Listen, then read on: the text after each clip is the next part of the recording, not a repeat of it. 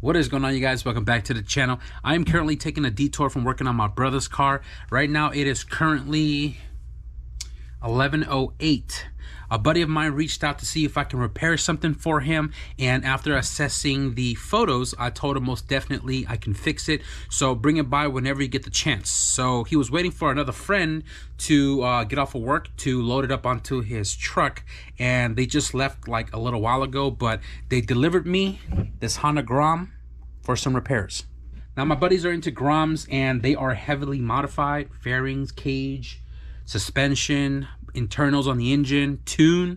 This one specifically goes up to about 80 miles an hour, and my boys definitely do have fun with it. And the thing is, with the solid mounts that they run, the tabs on the frame that holds the engine in place are common to break. So this is the broken pieces for the motor mount, and this is on both sides actually. So we need to get these two welded back onto the frame so his engine would stop rocking back and forth. Engine, motor, motor, engine, motor, motor. I'm not gonna get too far with it tonight because obviously it's late, and what I want to do as far as reinforcement goes requires a lot of cutting, which is a lot of noise, and with the garage closed, it's gonna amplify. But I am in the garage right now to kind of establish the game plan. So I already know what I'm going to do. Right now I'm just trying to figure out how to elevate the Honda Grom, just so I'm not working like on the floor, especially with my TIG welding machine. We do have one of those push cars with a hydraulic platform, but it's currently in the living room, and it has my brother's like e-bikes and stuff on it because he used it to modify e-bikes, and I don't want to go in there right now to grab it, and I don't want to mess with my brother's bikes. So right now I kind of have a game plan on how to elevate this Grom to get it off the floor to make it easier for me to work on. Let me show you guys.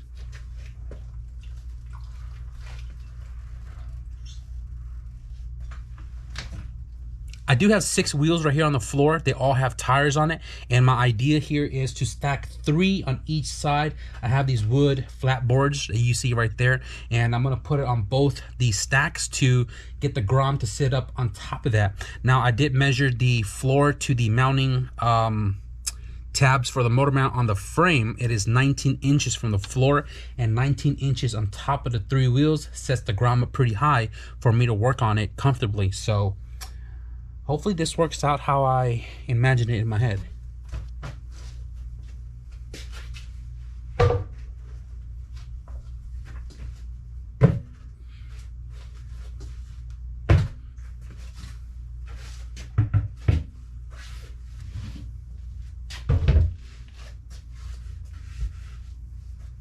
There's nothing in the center for the kickstand, so I got to figure out something with that real quick.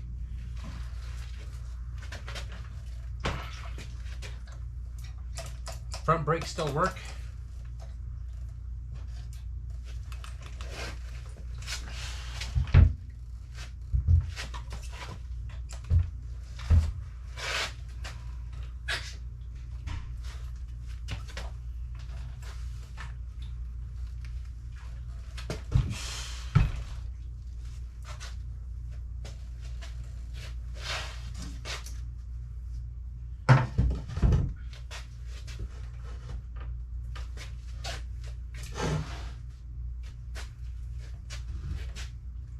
All right, this may look sketchy, but the bike is secured on my 3-wheel stand here. So I have this strap that is bolted to the bike, and it is strapped to my my shelving here, and this is pretty heavy. It's not going to go anywhere, and it is tightened down because on the other side I have a ratchet strap holding this side to my Type R engine, and this thing is pretty heavy. It's not going anywhere. As long as nobody's over here walking, touching, and kicking the bike or the strap, this is not going to go anywhere. So I do have I can use this chair and work with the mount. I could run my midget chair to sit even lower, and I do have access on the other side because we need to repair both sides of the mount. So this is one right here, and then this is the other one right there. So I don't know if I want to get into it tonight because I want to use, well, technically I can use my wire wheel to take this down to bare metal. I don't have to use my grinder, but The plan here is to put the piece back on, right? So I believe the flat one is on the left side. So the goal here is to get this all down the bare metal, right? And then tack this in place, but I'm going to bevel it a little bit because I want to be able to weld from the inside out. Now, this is super duper thin, which is probably why it also broke, but let me see. Try and do this with one hand here, guys. 767. I mean, that's pretty goddamn, that's pretty thin. So what I'm gonna do is I'm gonna bevel this on both the flange and the broken piece, and then I'm gonna tack it on the edge, and then I'm gonna run a bead on the front side and the back side, right?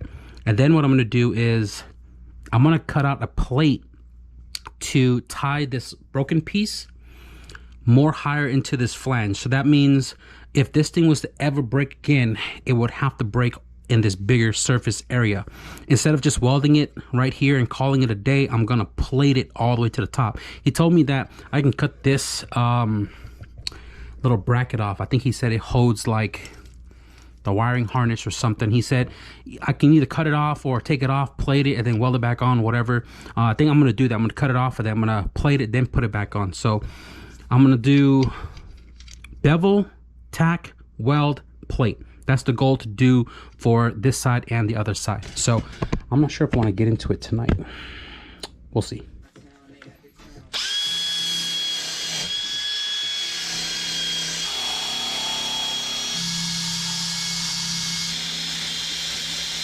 Got the music playing right now because I'm gonna be making more noise. I want to bevel this flange right here with my flap disc, and it shouldn't take long at all because it's such a tiny piece. So I'm gonna go ahead and do it on both sides, but not all the way, just so that we can still align this back onto the frame.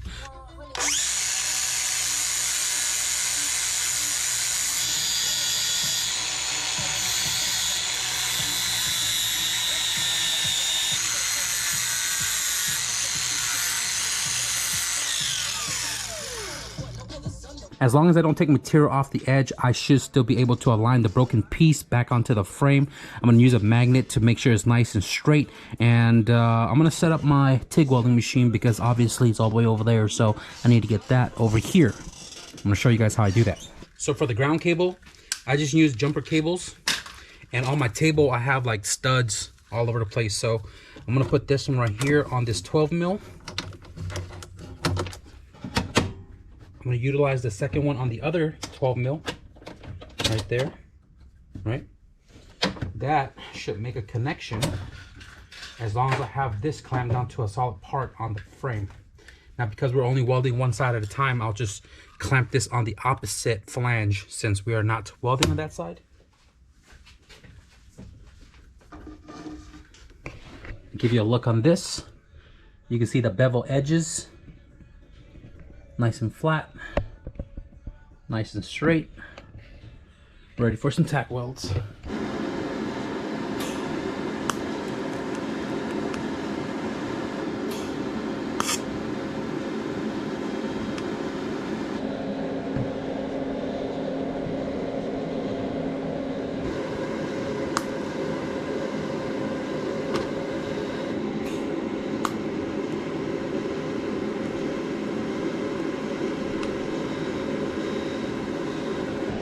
And that is the second one. I guess I'm just gonna weld it up tonight then, and then we'll make the plate tomorrow. So before I actually weld those tabs back on, I was actually taking a look at the mounts online. I was looking for, this is a 2017. I was looking for a 2017 frame to show these tabs for the engine.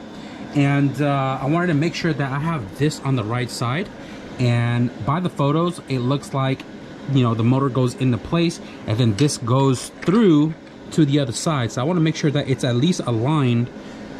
It's kind of short. I want to make sure that this is at least aligned before I weld it all together.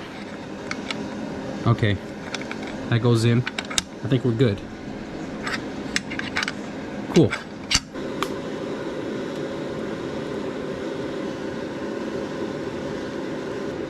I'm not gonna lie, that was kind of hard to do free floating. Normally my arm is like rested so I can have control of the torch, but that was that was hard. Regardless, I did get a full pass on it, and I'm probably gonna do a second one. I'm gonna let that cool off. I'm gonna knock out this one right here.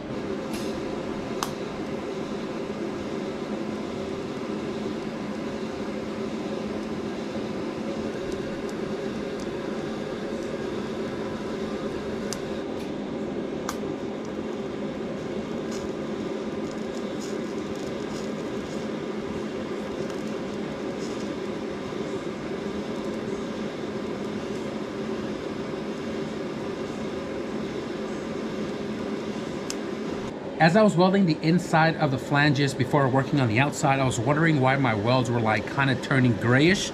I was getting color at one point, and then it will run gray, and then it will come back to blue, and then it'll be gray again. I thought it might have been like a high amperage on the machine, but I currently have it sitting at 70, and I'm not like full throttle on the pedal, so I'm not burning it hot, I don't think. And then I was welding the outside on this side right here, and I was like, why are my welds showing a little bit of pinhole? You know what I mean? And at first I was like, am I not getting any flow on the argon? And then I checked my torch, realizing that, well, this was freaking gone. Although even if this was gone, it should still flow argon. So I put a new one in it because I can't find the one that fell out of it. And I was welding on this side, and then this side started having pinholes in gray color too. So I was like, what's going on here? And then because I'm sitting on this side and I have like my tank in line with me, my tank is reading 0. I don't have any more argon, even though you still hear it here. Oh, not anymore. We don't have any argon. So I'm gonna show you guys really quickly my welds. I could have done a much better job if I had full argon blasting through, but I failed to check to make sure I had argon. So what I'm going to do is I'm going to grind this flat, obviously the outside, because we're going to be plating it. But what I'm going to do is I'm going to MIG weld this because I do have gas in my MIG tank, and I'm going to run it over one more time and then plate it on this side. The plate's going to give it some strength, obviously, because, you know what I'm saying, we're tying the broken bottom piece to the rest of the bracketry. So I think it'll do the job perfectly fine. It just kind of sucks because I really wanted to TIG this entire thing, but we don't have any argon. So right now we're done with this for tonight. It is currently, it is 1:18. Yeah, we'll pick back up on this tomorrow. Now that I'm looking at my tank, it's not actually empty.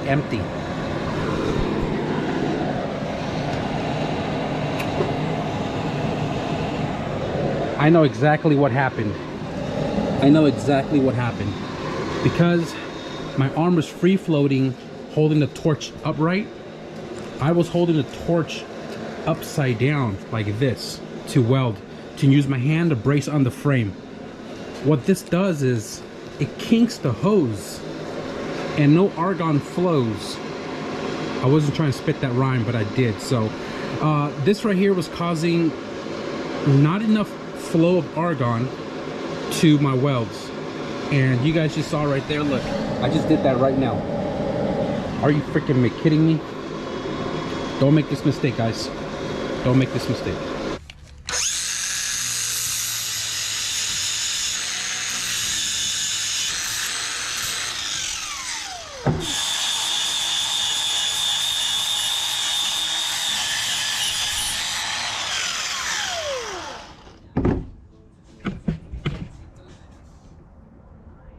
I hope you guys have a good angle on what I'm doing right here, because the GoPro is mounted on my head.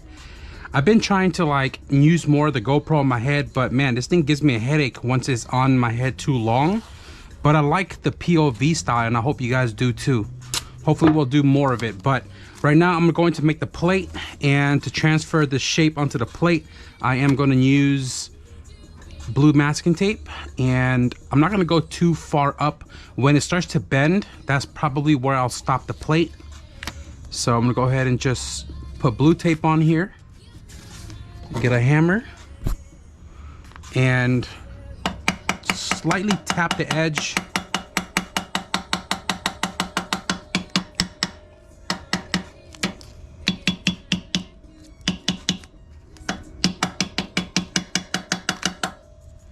And there you have it. So what I'm going to do is I'm going to transfer this over to the sheet of steel, and then I'm going to cut it a little bit smaller than this, because what I'm going to do is, instead of welding the plate to the frame on the edge, I'm going to try to lap it and weld it onto the front side. You'll see what I'm talking about when I get to it. So right now I'm going to go ahead and just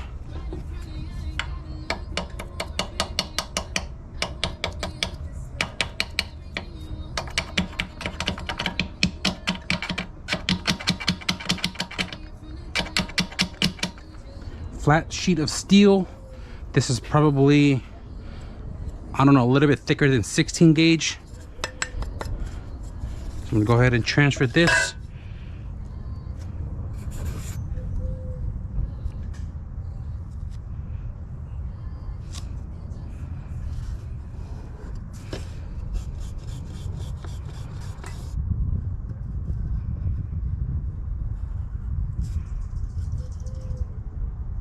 Probably gonna drill out this hole first before I cut it, so that way I have more to hold to drill through than a little piece.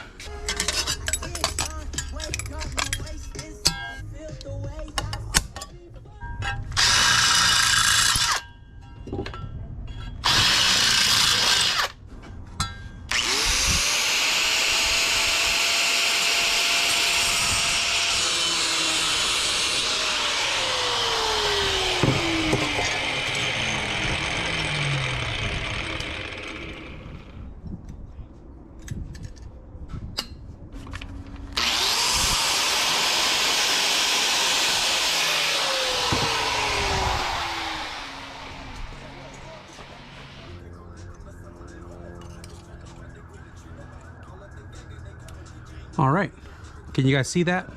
We do have a little bit of lip on the frame side, and that's perfect.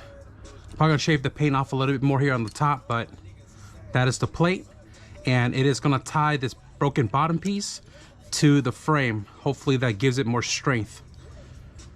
Cool. Now I'm gonna go ahead and just make the other side.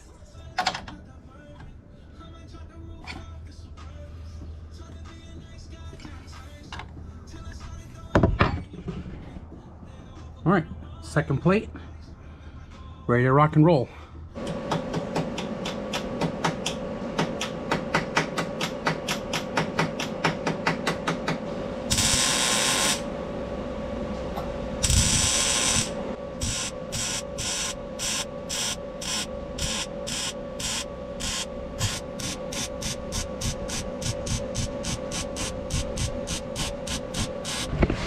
I had to weld it like that because I didn't want to risk burning through, but that is definitely penetrated.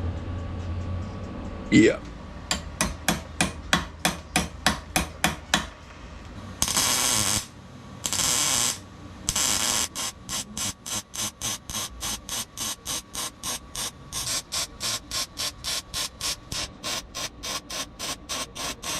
So I have both plates welded on.